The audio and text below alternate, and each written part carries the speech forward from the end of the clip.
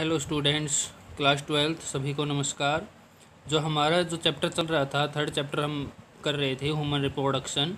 तो human reproduction में काफ़ी कुछ हमने देखा पिछले लेक्चरों में। आज हमारे ये नेक्स्ट लेक्चर है।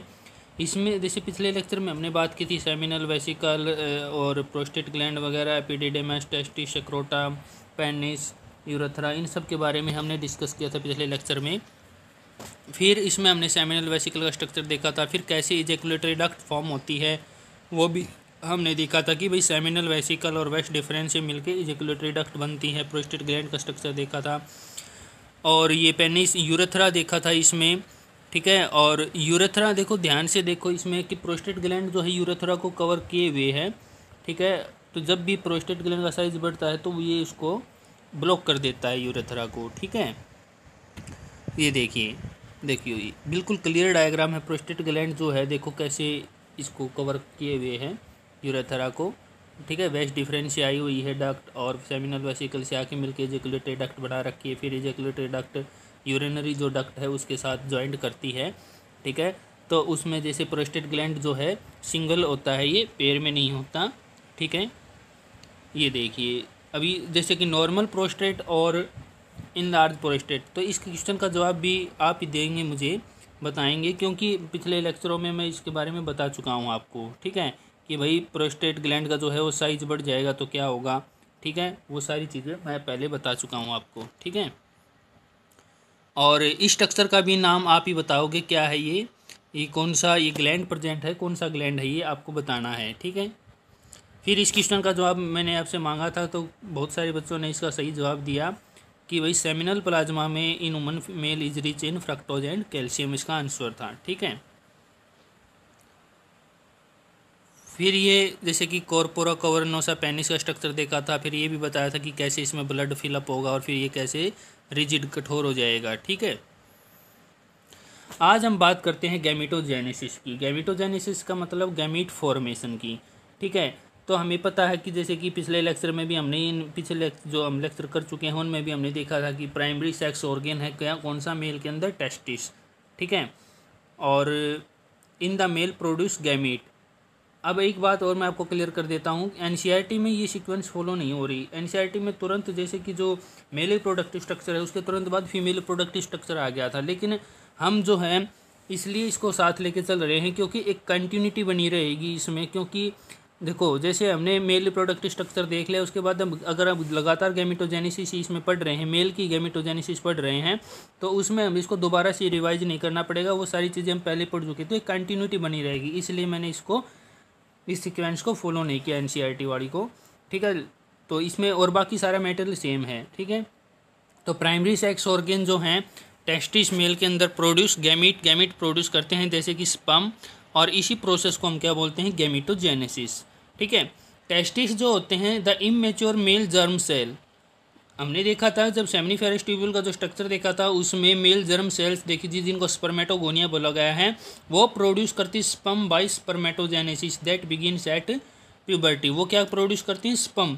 कौन सा प्रोसेस के द्वारा, स्पर्मेटोजेनेसिस। इंपॉर्टेंट है भाई, स्पर्मेटोजेनेसिस का मतलब स्पर्म की फॉर्मेशन, ठीक है भाई। स्पर्म की फॉर्मेशन किससे हो रही है, मेल जर्म सेल स्पर्मेटोगोनिया। और पिछले लेक्चर में हमने ये भी चीज़ देखी थी कि किस प्रकार से स्पर्मेटोगोनिया जो है वो डिवीज़न करती है और फिर किस प्रकार से वो स्पर्म को फॉर्मेशन करती है। जैसे कि स्पर्मेटोगोनिया पहले माइटोसिस करती है, माइटोसिस के बाद उसमें प्राइमरी स्पर्मेटोसाइट बनते हैं। प्राइमरी स्पर्मेटोसाइट में मियोसिस फर्स्ट होती है जिसको रिडक्शनल डिवीजन देते हैं, जहाँ पर क्रोमोसोम नंबर हाफ होते हैं। उसके बाद वो सेकेंडरी स्पर्मेटोसाइट में चेंज होता है। सेकेंडरी स्पर्मोसाइट में फिर अगेन जो है मियोसिस सेकंड होगी, ठीक है। और फिर वो उसमें क्या बनेंगे, स्पर्मेटिड, और स्पर्मेटिड में फिर होगी मेटामॉर्फोसिस और फिर उससे वो स्पर्म बन जाएंगे, ठीक है। स्पर्मेटोगोनिया जो है सिंगुलर स्पर्मेटम गोनियम होता है, present on the inside wall of seminiferous tubule. Seminiferous tubule की इनर वॉल पे प्रेजेंट होते हैं, मल्टीप्लाई करते हैं by mitotic division and increase in number, अपनी संख्या बढ़ा देते रहते हैं। अगर ये अपनी संख्या नहीं बढ़ाएं तो स्पर्म की फॉर्मेशन रुक जाएगी। देखो मैंने आपको पहले ही बोल दिया था कि मेल के अंदर स्पर्म की फॉर्मेशन लाइफ टाइम होती है। इसका मतलब यही है कि स्पर्मेटोगोनिया जो सेल है वो अपने आप को लगातार डिवाइड करती रहती है और अपनी संख्या बढ़ाती रहती हैं, ठीक है। ईच स्पर्मेटोगोनियम इज डिप्लॉयड, प्रत्येक स्पर्मेटोगोनियम जो सेल होती है वो डिप्लॉयड होती है, उसके अंदर 46 क्रोमोसोम प्रेजेंट होते हैं। अब ये कुछ इसमें एक्स्ट्रा स्ट्रोक हैं आपका। Sperm were discovered by Leeuwenhoek. Sperm को किसने डिस्कवर किया था? लीवनहॉक नाम के साइंटिस्ट ने किया था इन ह्यूमन सीमन। और ओवा को किसने डिस्कवर किया था? Von bear. मैमल्स के अंदर जो ओवम है उसको किसने डिस्कवर किया था? वॉन बेयर ने। ह्यूमन गैमेट्स जो होते हैं वो एन आइसोगैमेट होते हैं। एन आइसोगैमेट का मतलब दोनों का स्ट्रक्चर सेम नहीं होता। जैसे कि मेल जो गैमेट होता है वो मोटाइल होता है, स्पर्म जो है वो मोटाइल होता है, जबकि फीमेल गैमेट जो है ओवम जो है वो इमोटाइल होता है और राउंड शेप का होता है वो। ठीक है। फिर gametogenesis is controlled by FSH and LH और ICH release by pituitary gland. और जो गैमेटोजेनेसिस पूरा प्रोसेस है, जो गैमेट फॉर्मेशन का जो प्रोसेस है मेल के अंदर, उसको कंट्रोल करता है कौन सा हार्मोन? फॉलिकल स्टिमुलेटिंग और ल्यूटिनाइजिंग या इंटरस्टिशियल स्टिमुलेटिंग हार्मोन। ये मैं आपको बता चुका हूँ पहले भी। ठीक है, पिट्यूटरी ग्लैंड से रिलीज होता है। Meiosis take place during gametogenesis. अब गैमेटोजेनेसिस के दौरान जो है मियोसिस भाग लेगी, जिसके वजह से गैमेट्स क्या बनेंगे? हैप्लॉइड। क्योंकि हैप्लॉइड क्या होते हैं? क्रोमोसोम नंबर जिसमें हाफ हो। ठीक है। Some of the spermatogonia called primary spermatocytes. कुछ स्पर्मेटोगोनिया जो है प्राइमरी स्पर्मेटो। अब क्या होगी, जैसे कि स्पर्मेटोगोनिया ने पहले माइटोटिक डिवीजन किया, अपनी संख्या बढ़ाई, और उनमें से कुछ स्पर्मेटोगोनियम सेल जो हैं वो क्या किसे कैसे बिहेव करेंगी? Primary spermatocyte periodically undergo meiosis, और फिर प्राइमरी स्पर्मेटोसाइट में मियोसिस होनी स्टार्ट हो जाएगी।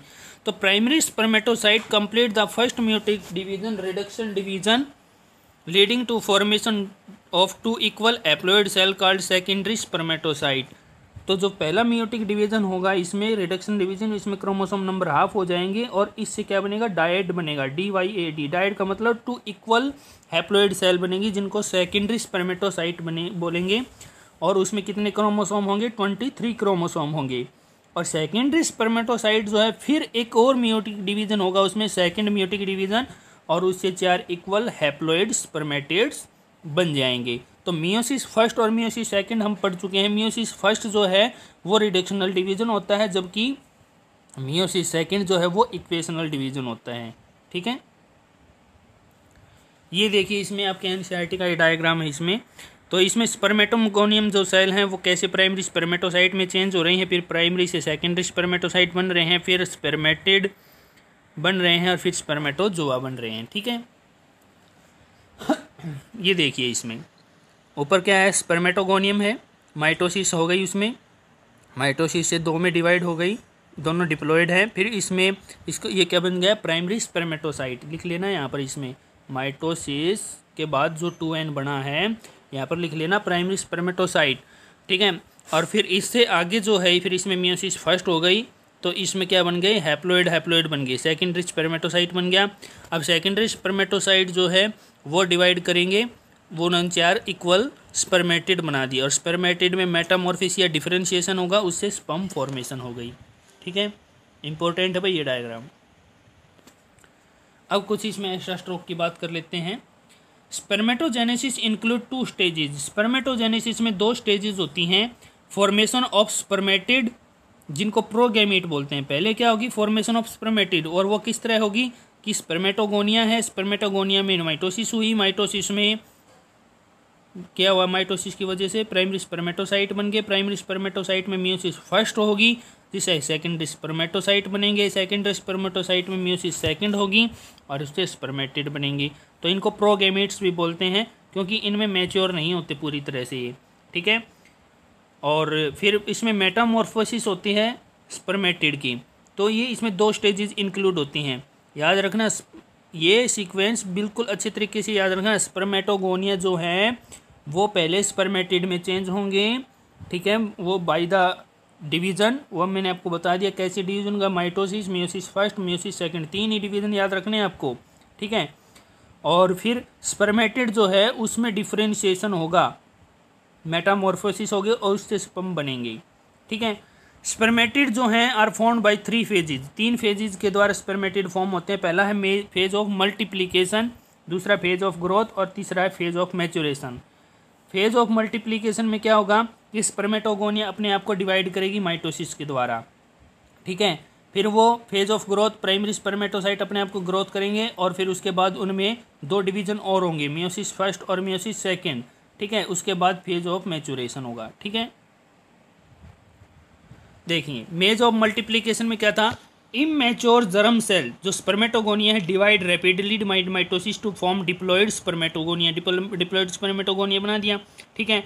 फिर फेज ऑफ ग्रोथ में स्पर्मेटोगोनिया ग्रो इन साइज, उनका साइज बढ़ेगा और वो प्राइमरी स्पर्मेटोसाइट में चेंज हो गई, ठीक है। फिर फेज ऑफ मैचुरेशन में primary spermatocyte undergo 2 successive division, 2 division होंगे उसमें। प्राइमरी स्पर्मेटोसाइट में पहला होगा कौन सा, मियोसिस फर्स्ट, उसमें 2 सेकेंडरी स्पर्मेटोसाइट बनेंगे। फिर 2 सेकेंडरी स्पर्मेटोसाइट में मियोसिस क्या होगी, सेकेंड, उससे 4 स्पर्मेटिड बनेंगे, ठीक है। ये देखिए आपके एनसीईआरटी का डायग्राम है ये, देखो एट प्यूबर्टी स्पर्मेटोगोनिया जो है वो माइटोसिस डिफरेंशिएशन हो गया, उसमें प्राइमरी स्पर्मेटोसाइट बनाए, 46 क्रोमोसोम है उसमें। फिर फर्स्ट मियोटिक डिवीजन हुआ, सेकेंडरी स्पर्मेटोसाइट बने, फिर उसमें सेकेंड मियोटिक डिवीजन हुआ, स्पर्मेटिड बने, और स्पर्मेटिड के बाद इसमें डिफरेंशिएशन या मेटामॉर्फोसिस हुई जिससे स्पर्मेटोजोआ बने, ठीक है। ये देखिए अब ये जो है आपका देखो स्पर्मेटिड बन गई थी, स्पर्मेटिड से लेके स्पर्म तक की बनने की प्रक्रिया है, क्योंकि स्पर्मेटिड जो होता है वो इमोटाइल होता है, ठीक है, जबकि स्पर्म मोटाइल होता है। अब कैसे, स्पर्मेटिड जो है वो न्यूक्लियस, जो स्पर्मेटिड का न्यूक्लियस जो है वो धीरे धीरे क्या होगा, इलोंगेट होना शुरू हो जाएगा और वो क्या बनेगा, वो स्पर्मेटिड न्यूक्लियस जो है वो स्पर्म का न्यूक्लियस बनेगा, ठीक है। फिर इसमें सेंट्रियोल्स प्रेजेंट हैं, तो सेंट्रियोल्स जो प्रेजेंट हैं वो क्या बनाएंगे, वो फ्लैजिला की फॉर्मेशन करवाएंगे, ठीक है। जो स्पर्म टेल है उसकी फॉर्मेशन करवाएंगे, माइक्रोट्यूब्यूल की मदद से फ्लैजिलम बनेगा। और फिर धीरे धीरे जो इसमें साइटोप्लाज्म है, स्पर्मेटिड सेल में जो साइटोप्लाज्म है वो रिड्यूस होना शुरू हो जाएगा और धीरे धीरे बिल्कुल ख़त्म हो जाएगा साइटोप्लाज्म। और यही वजह है कि जो मैच्योर स्पर्म होता है उसके अंदर साइटोप्लाज्म की जो अमाउंट है वो बिल्कुल कम देखने को मिलती है, ठीक है। तो ये देखिए इसमें फर्स्ट स्टेज है, फिर सेकंड में क्या हुआ, फिर देखो थर्ड में माइक्रोट्यूब्यूल्स फ्लैजिलम बनना शुरू हो गया, ठीक है। फिर धीरे धीरे देखो साइटोप्लाज्म लूज हो रहा है, साइटोप्लाज्मिक ड्रॉपलेट जो लिख रखा है, और फिर इसके बाद मैच्योर स्पर्म फॉर्म हो गया, ठीक है। इसी को मेटामॉर्फोसिस बोलते हैं भाई, क्या बोलते हैं इसको, मेटामॉर्फोसिस या डिफरेंशिएशन। इस बात को आपको याद रखना है, इंपॉर्टेंट है ये डायग्राम, बना लेना कॉपी में आप। अब एक क्वेश्चन यहाँ पर एनसीईआरटी ने कर दिया, what would be the number of chromosome in the spermatid. अब स्पर्मेटिड में क्रोमोसोम नंबर कितने होंगे, तो सिंपल सी बात है, इसका आंसर भी आप ही मुझे दोगे, क्योंकि देखो स्पर्मेटोगोनिया में 46 थे, फिर प्राइमरी स्पर्मेटोसाइट में भी 46, फिर उसके बाद मियोसिस फर्स्ट हुआ तो उसके बाद 23 क्रोमोसोम हो गए सेकेंडरी स्पर्मेटोसाइट में। सेकेंडरी स्पर्मेटोसाइट जब डिवाइड कर रहा है मियोसिस सेकेंड के द्वारा तो उसमें क्या 4 हैप्लॉइड बन गए, तो आपको बताना है क्रोमोसोम नंबर कितने होंगे इसमें, ठीक है। Spermatid are transferred into spermatozoa sperm by the process called spermiogenesis. Important भाई ये स्पर्मेटिड स्पर्मेटोजोआ में चेंज हो रहे हैं, स्पर्म में चेंज हो रहे हैं, किस प्रोसेस के द्वारा, स्पर्मियोजेनेसिस। किसके द्वारा, स्पर्मियोजेनेसिस। जो अभी पीछे हमने डायग्राम देखा है उसमें स्पर्मेटिड देखा हमने कि बिल्कुल राउंड शेप का है, इमोटाइल है, और उससे जो स्पर्म बन रहा है उसी प्रोसेस को क्या बोलते हैं, स्पर्मियोजेनेसिस, ठीक है। फिर स्पर्मियोजेनेसिस के बाद जो स्पर्म हेड है, अब देखो भाई स्पर्म को है ना इतनी लंबी दूरी ट्रेवल करनी है तो उसको फूड की आवश्यकता होगी, तो इसलिए स्पर्मियोजेनेसिस के तुरंत बाद क्या करेगा, स्पर्म जो है, स्पर्म का जो हेड है वो अपने आप, जो स्पर्म है अपने हेड को क्या करेगा, सर्टोली सेल के अंदर घुसा देगा, ठीक है। सर्टोली सेल के अंदर घुस जाएगा उसका हेड, और वहाँ से वो क्या लेगा, न्यूट्रिशन लेगा। पता था ना, सर्टोली सेल का फंक्शन बताया था आपको, तो वहाँ से वो न्यूट्रिशन लेगा, और जब पूरी तरह से न्यूट्रिशन लेने के बाद फाइनली फिर वो रिलीज हो जाएगा सेमनीफेरस ट्यूब्यूल से, और इस प्रोसेस को क्या बोलते हैं, स्पर्मिएशन। इन दोनों में डिफरेंस याद रखना आपको, स्पर्मियोजेनेसिस और स्पर्मिएशन। स्पर्मियोजेनेसिस क्या है, स्पर्मेटिड का स्पर्मेटोजोआ या स्पर्म में चेंज होना, ठीक है, वो है स्पर्मियोजेनेसिस। जबकि स्पर्मिएशन क्या है कि स्पर्म जो है वो सर्टोली सेल से न्यूट्रिशन लेके उसके बाद फाइनली सेमनीफेरस ट्यूब्यूल से रिलीज हो जाएगा। और वो आपको पाथवे बताया था मैंने, सेमनीफेरस ट्यूब्यूल से रिलीज होके कहाँ जाएगा, रेटी टेस्टिस में, ठीक है, रेटी टेस्टिस से फिर वेस एफरेंसिया, वेस एफरेंसिया से एपिडिडाइमस, एपिडिडाइमस से वेस डिफरेंस, और फाइनली फिर जो वो उसके पास फूड कब तक का स्टोर हो गया, फूड तब तक का स्टोर रहेगा जब तक कि वो सेमिनल वेसिकल वाली जो डक्ट है, जो इजेकुलेटरी डक्ट है, वहाँ तक नहीं पहुँच जाता, क्योंकि आगे तो सेमिनल जो वेसिकल हैं वो उसको न्यूट्रिशन दे देंगी फ्रक्टोज के रूप में, ठीक है। ये देखिए स्पर्मेटिड न्यूक्लियस, ठीक है, स्पर्मेटिड है, इमोटाइल है, और जो ये स्पर्म बन रहा है इसी प्रोसेस को हम क्या बोलते हैं, स्पर्मियोजेनेसिस, क्या बोलते हैं, स्पर्मियोजेनेसिस, ठीक है, स्पर्मियोजेनेसिस बोलते हैं इसको, ठीक है। ये देखिए फिर इसके बाद स्पर्मियोजेनेसिस के बाद क्या होगा कि स्पर्म ने अपने हेड को कैसे एम्बेडेड कर रखा, दिखा रखा है इसमें डायग्राम में, ये येलो कलर की जो है ये सर्टोली सेल है, इसके अंदर स्पर्म अपने आप के हेड को अपने उसके अंदर इंसर्ट कर लेगा और उससे न्यूट्रिशन लेगा, ठीक है। अब इसमें स्पर्मियोजेनेसिस आल्सो कॉल्ड स्पर्मेटिलियोसिस, इसको स्पर्मेटोलियोसिस भी बोलते हैं भाई। Spermatid and actual sperm are quite different structure, वो मैंने आपको बता दिया कि स्पर्मेटिड राउंड होता है, इमोटाइल होता है, जबकि एक्चुअल स्पर्म जो है वो इलोंगेट होता है और मोटाइल होता है। अब स्पर्मेटिड जो है स्पर्म बन रहा है उस प्रोसेस को क्या बोलते हैं, स्पर्मियोजेनेसिस, और कौन से प्रोसेस के तहत होता है, वो मेटामॉर्फोसिस प्रोसेस के द्वारा होता है। अब इसमें कुछ इंपॉर्टेंट बातें नोट कर ली जाएं। Spermatid is non motile and heavy, spermatid जो है वो नॉन मोटाइल होता है और भारी होता है, लेकिन ड्यूरिंग मेटामॉर्फोसिस, जब मेटामॉर्फोसिस होती है, इट लूजेज वेट, वेट कब लूज, कैसे लूज करेगा, जैसे कि साइटोप्लाज्म रिड्यूस हो रहा है। अब एक बात और याद रखना, जैसे साइटोप्लाज्म रिड्यूस हो रहा है तो उसके अंदर से फूड भी रिड्यूस हो रहा है, ठीक है, जो रिजर्व फूड है साइटोप्लाज्म के अंदर वो भी रिड्यूस हो रहा है, तभी तो उसको बाद में इस स्पर्मियोजेनेसिस के तुरंत बाद जो है सर्टोली सेल के अंदर अपने हेड को एम्बेडेड करना पड़ा, ठीक है, ताकि वहाँ से न्यूट्रिशन ले सके। फिर Golgi complex give rise to acrosome of sperm, जो गोल्जी एपरेटस होता है इसमें स्पर्मेटिड सेल में जो गोल्जी कॉम्प्लेक्स होता है, गोल्जी एपरेटस होता है, वो क्या बनाएगा, क्या फॉर्म करेगा, स्पर्म का हेड के ऊपर जो है एक्रोसोम पार्ट होता है जिसमें हाइड्रोलाइटिक एंजाइम होते हैं, और एक्रोसोम का काम क्या होता है कि आगे चल के फीमेल जो रिप्रोडक्टिव है सिस्टम है वहाँ पर जाके जो एग है उसकी जो बाहर वाली लेयर, जो टफ लेयर होती है, उसको हाइड्रोलाइटिक एंजाइम की मदद से ही तोड़ सकते हैं, और उसमें एक्रोसोम इंपॉर्टेंट रोल प्ले करता है भाई।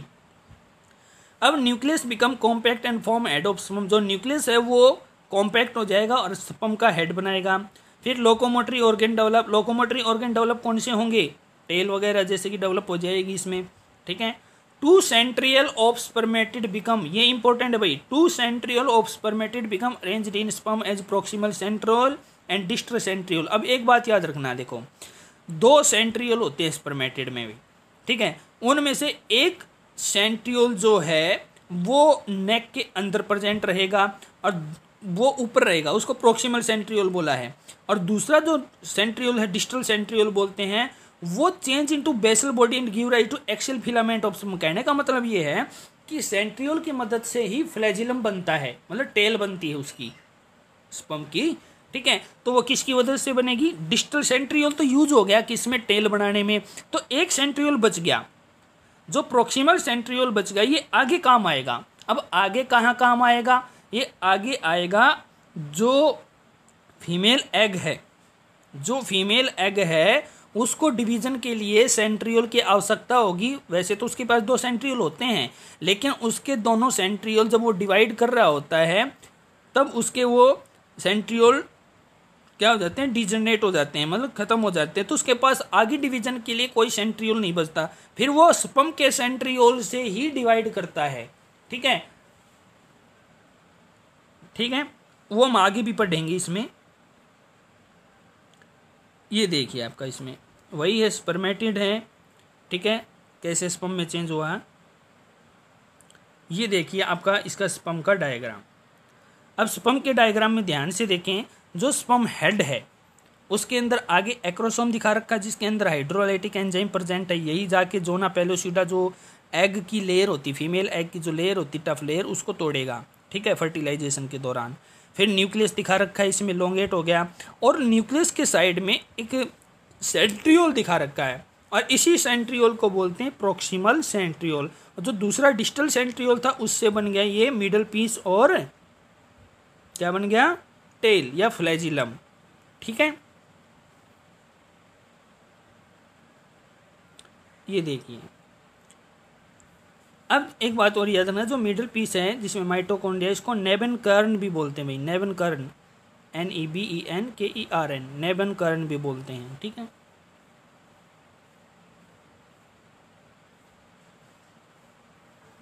अब ये देखिए, स्पर्मेटिड है, तो इसके ऊपर जैसे कि इसमें जो स्पर्मेटोजोआ का हेड बन गया इसमें, ठीक है, और जो PC लिख रखा है वो है प्रोक्सिमल सेंट्रियोल, DC जो है वो डिस्टल सेंट्रियोल है, ठीक है। इससे डिस्टल सेंट्रियोल से क्या बन गया, इससे बनेगी फ्लैजिलम और टेल बनेगी, और proximal centriole as it is रहेगा नेक के अंदर पर जाएगा।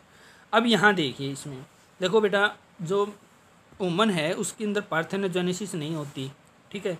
पार्थेनोजेनेसिस मैंने आपको बताया भी था कि उसमें डायरेक्टली जैसे कि मधुमक्खी में होती ड्रोन बनती हैं, ऐसा कुछ सिस्टम नहीं होता ह्यूमन बीइंग के अंदर। अब जैसे ऊसाइट है, ऊसाइट में देखो जो एग है उसके जो ऊसाइट, उसी को ऊसाइट बोलते हैं, और इसमें जो है एक तरह से जो है 2 सेंट्रियोल प्रेजेंट दिखा रखे हैं, ठीक है, मैट्रिक्स दिखा रखा है। अब देखो धीरे धीरे 2 सेंट्रियोल दोनों डिजनरेट हो रहे हैं। अब एग के पास बिल्कुल जब फर्टिलाइजेशन का टाइम आया है तो उस टाइम उसके पास कोई सेंट्रियोल नहीं है, तो उसको आगे एक और डिवीज़न करना है, ठीक है। तो एक डिवीज़न और करना है, तो उसके लिए देखो जो स्पर्म सेल आ रही है उसमें ग्रीन कलर का सेंट्रियोल दिखा रखा है, तो ये सेंट्रियोल आके इसकी डिवीज़न करवाएगा। अगर ये अपना सेंट्रियोल नहीं दे स्पर्म सेल एग को, तो एम्ब्रियो की फॉर्मेशन नहीं होगी। तो नॉर्मल एम्ब्रियो डेवलपमेंट के लिए ये ज़रूरी है, ठीक है। अब इसमें कुछ बातें नोट कर लें। Proximal centriole in neck of sperm introduced into egg due to fertilisation, fertilisation के दौरान एग के अंदर इंट्रोड्यूस किया जाएगा प्रोक्सिमल सेंट्रियोल। तो नेचर ने देखो कितना एक वंडरफुल मतलब ये सिस्टम बना रखा है, ठीक है। It is required for first cleavage, first cleavage का मतलब पहले डिवीजन के लिए ऐसा होना होता है इसमें, ताकि एग अपने आप को डिवाइड कर सके। Mitochondria form different part of spermatid got arrange in the middle part of sperm around axial filament. जो माइटोकॉन्ड्रिया हैं वो स्पर्मेटिड के जो मिडल पीस है स्पर्म का उसके अंदर अरेंज होते हैं, और एक तरह से मतलब ये मान सकते हैं कि माइटोकॉन्ड्रिया जो है वो एनर्जी प्रोवाइड करवाते हैं इसकी मूवमेंट में, ठीक है। ये देखिए आपके एनसीईआरटी का डायग्राम है। ऊपर देखो प्लाज्मा मेम्ब्रेन है, एक्रोसोम दिखा रखा है, फिर nucleus containing chromosome material, neck है, middle piece, mitochondria energy source for swimming बता रखा है, फिर टेल है इसमें, ठीक है। आफ्टर स्पर्मियोजेनेसिस, स्पर्मजेनेसिस के तुरंत बाद sperm head become embedded in the Sertoli cell, Sertoli cell के अंदर घुस जाएंगे और फाइनली रिलीज हो जाएंगे सेमनीफेरस ट्यूब्यूल से, और इस प्रोसेस को हम क्या बोलते हैं, स्पर्मिएशन बोलते हैं, ठीक है।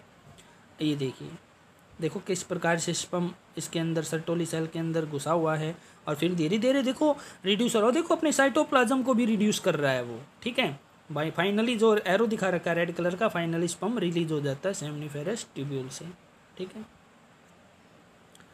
Spermatogenesis start at the age of puberty, spermatogenesis जो है वो कौन सी स्टेज पे स्टार्ट होती है, प्यूबर्टी एज पे स्टार्ट होती है, due to significant increase in the secretion of gonadotrophin releasing hormone. हाँ, गोनेडोट्रोफिन रिलीजिंग हार्मोन जो है वो हाइपोथैलेमस से रिलीज होते हैं, और वो हाइपोथैलेमस से रिलीज होने के बाद पिट्यूटरी को स्टिमुलेट करेंगे। पिट्यूटरी ग्लैंड को जब स्टिमुलेट करेंगे एंटीरियर पिट्यूटरी को, तो वहाँ से 2 हार्मोन रिलीज होंगे, FSH और LH, ठीक है। तो इन्हीं के द्वारा स्पर्मेटोजेनेसिस जो है वो स्टार्ट होती है। ये देखिए, ये हार्मोनल कंट्रोल है इसका। हाइपोथैलेमस से क्या हुआ, GnRH गोनेडोट्रोफिन रिलीजिंग हार्मोन हुआ, उसने एंटीरियर पिट्यूटरी को स्टिमुलेट किया, वहाँ से एंटीरियर पिट्यूटरी से 2 हार्मोन रिलीज हुए, फॉलिकल स्टिमुलेटिंग और ल्यूटिनाइजिंग। फॉलिकल स्टिमुलेटिंग हार्मोन ने जाके काम किया सर्टोली सेल पे, ठीक है, और सर्टोली सेल पे जब काम किया तो सर्टोली सेल से रिलीज हुई एक इनिबिन नाम की प्रोटीन, और दूसरा स्पर्मेटोजेनेसिस में हेल्प किया सर्टोली सेल ने, भाई उनको न्यूट्रिशन देके स्पर्मेटोगोनिया सेल को। फिर ल्यूटिनाइजिंग हार्मोन ने क्या किया, लेडिंग सेल्स पे काम किया जो इंटरस्टिशियल स्पेस के अंदर प्रेजेंट थी, ठीक है। तो लेडिंग सेल्स पे काम करने के बाद टेस्टोस्टेरोन रिलीज हुआ और टेस्टोस्टेरोन ने काम किया किसके ऊपर, स्पर्मेटोजेनेसिस में, ठीक है। इसके अलावा सेकेंडरी सेक्सुअल कैरेक्टर भी डेवलप करवाएं। अब इनका कुछ नेगेटिव फीडबैक भी होता है। नेगेटिव, ये तो देखो पॉजिटिव फीडबैक था। नेगेटिव फीडबैक क्या होता है कि इनहिबिन जो प्रोटीन हुई है वो एंटीरियर पिट्यूटरी को, जब जैसे ज़्यादा स्पर्म फॉर्मेशन हो रही है, तो देखो स्पर्म फॉर्म हमारी बॉडी में हर एक चीज़ रेगुलेट होती है, ठीक है। तो जब स्पर्म की मान लो फॉर्मेशन ज़्यादा हो रही है तो इनहिबिन जाके एंटीरियर पिट्यूटरी को सप्रेस कर देगी। जब एंटीरियर पिट्यूटरी को सप्रेस करेगी तो उससे फॉलिकल स्टिमुलेटिंग हार्मोन रिलीज होना कम हो जाएगा और स्पर्म की फॉर्मेशन कम हो जाएगी, ठीक है, रेगुलेट हो जाएगा एक तरह से। वैसे ही टेस्टोस्टेरोन भी दो तरह का नेगेटिव फीडबैक करता है, एक एंटीरियर पिट्यूटरी पे, दूसरा हाइपोथैलेमस पे। हाइपोथैलेमस पे करेगा तो हाइपोथैलेमस गोनेडोट्रोफिन रिलीजिंग हार्मोन को कम कर देगा, जिससे एंटीरियर पिट्यूटरी स्टिमुलेट नहीं हो पाएगा, और एंटीरियर पिट्यूटरी स्टिमुलेट नहीं हो पाएगा तो आगे का प्रोसेस नहीं होगा, ठीक है। इसको बना लेना भाई। देखो, increase level of GnRH then act at the anterior pituitary gland and stimulate secretion of 2 gonadotrophin. जो जैसे जैसे हाइपोथैलेमस से गोनेडोट्रोफिन रिलीजिंग हार्मोन का लेवल बढ़ेगा तो एंटीरियर पिट्यूटरी ग्लैंड पे काम करेगा और उससे सिक्रेशन होगा 2 गोनेडोट्रोफिन रिलीजिंग 2 हार्मोन का, गोनेडोट्रोफिन्स का, इनको गोनेडोट्रोफिन्स भी बोलते हैं। वो कौन से हैं, ल्यूटिनाइजिंग हार्मोन और फॉलिकल स्टिमुलेटिंग हार्मोन। और ल्यूटिनाइजिंग हार्मोन वो काम करेगा लेडिंग सेल्स पे, जिससे कि एंड्रोजन मतलब टेस्टोस्टेरोन रिलीज होंगे, ठीक है। फिर टेस्टोस्टेरोन जो है वो स्टिमुलेट करेगा प्रोसेस ऑफ स्पर्मेटोजेनेसिस, ठीक है। फिर FSH एक्ट करेगा सर्टोली सेल पे और स्टिमुलेट करेगा secretion of some factor which help in the process of spermiogenesis. हाँ, ये बात याद रखनी है कि फॉलिकल स्टिमुलेटिंग हार्मोन ने सर्टोली सेल पे काम किया, उसकी वजह से वो कुछ फैक्टर रिलीज करेगी भाई सर्टोली सेल, और वही फैक्टर, अगर वो फैक्टर रिलीज न हो तो स्पर्मेटिड जो है वो स्पर्मेटोजोआ में चेंज नहीं होगा और स्पर्मियोजेनेसिस प्रोसेस नहीं होगा, ठीक है। तो ये था आपका आज का टॉपिक, इसको नोट करना है। डायग्राम की जो रिक्वायरमेंट है, डायग्राम बनाना है आपको, ठीक है। सारी चीज़ें आपको इसमें नोट करनी है। इम्पोर्टेंट लेक्चर है ये आपका, सारी बातें इसमें आपको याद रखनी है आपको, ठीक है। तो ये आपका जो है एक तरह से क्या है, ये प्रोसेस है इसमें। और ये आपका एनसीईआरटी का डायग्राम देखो आप, इसमें वही आपका सेम बता रखा, सारी चीज़ें बता रखी इसमें। ये स्पर्म का दिखा रखा आपका, ठीक है। ये एनसीईआरटी का डायग्राम ये इंपॉर्टेंट है भाई, इसको भी बना लेना। कई बार आता है सिमेट्रिक रिप्रेजेंटेशन ऑफ स्पर्मेटोजेनेसिस। अब बात करते हैं स्ट्रक्चर ऑफ स्पर्म। तो स्पर्म की स्ट्रक्चर की बात करें तो माइक्रोस्कोपिक स्ट्रक्चर होता है, जिसके अंदर हेड, नेक, मिडल पीस और टेल होती हैं। तो plasma membrane develop involve the whole body, पूरी बॉडी पे, स्पर्म की पूरी बॉडी पे प्लाज्मा मेम्ब्रेन का एक कवर होता है। Sperm head contain elongated haploid nucleus, sperm के हेड के अंदर एक एप्लॉइड न्यूक्लियस होगा जिसके अंदर 23 क्रोमोसोम होंगे। इसके आगे वाले पोर्शन पे, इस न्यूक्लियस के आगे वाले पोर्शन पे एक कैप्लैक स्ट्रक्चर होगा जिसको एक्रोसोम बोलेंगे, ठीक है। एक्रोसोम जो है वो फिल होगा किसके साथ, एंजाइम भरे होंगे उसमें जो ओम को मतलब पेनिट्रेट करने के लिए ज़रूरी हैं फर्टिलाइजेशन के दौरान।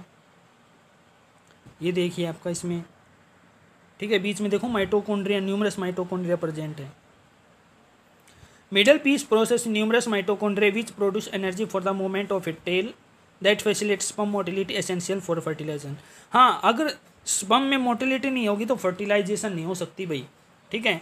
तो ये मैंने पहले भी आपको बताया, डिस्कस कर चुके हैं कि ह्यूमन मेल जो है इजैकुलेट करता है अबाउट कितने 200 to 300 million sperm during a coitus. मतलब एक जो है एक बार इजैकुलेशन में कितने स्पर्म रिलीज होते हैं, 200 to 300 मिलियन स्पर्म।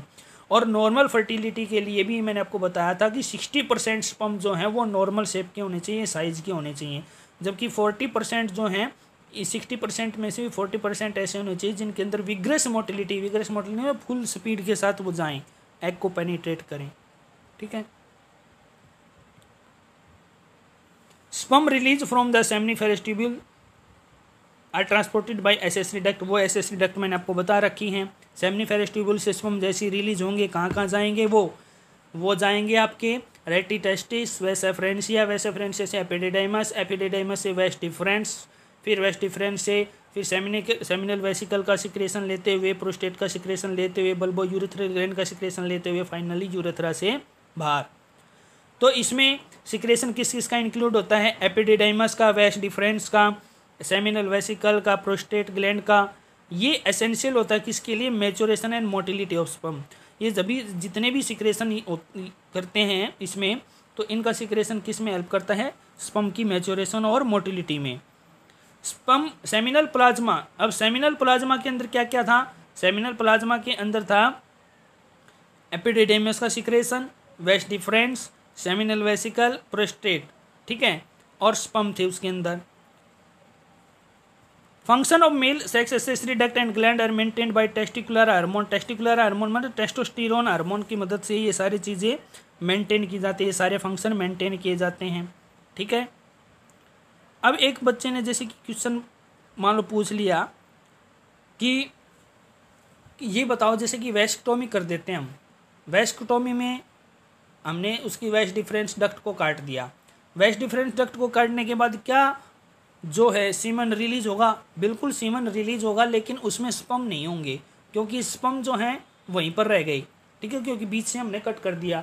अब जो स्पर्म रह गए हैं उनका क्या होगा, क्योंकि एक स्पर्म जो है ये वापस रीएब्जॉर्ब कर दिए जाते हैं, ठीक है।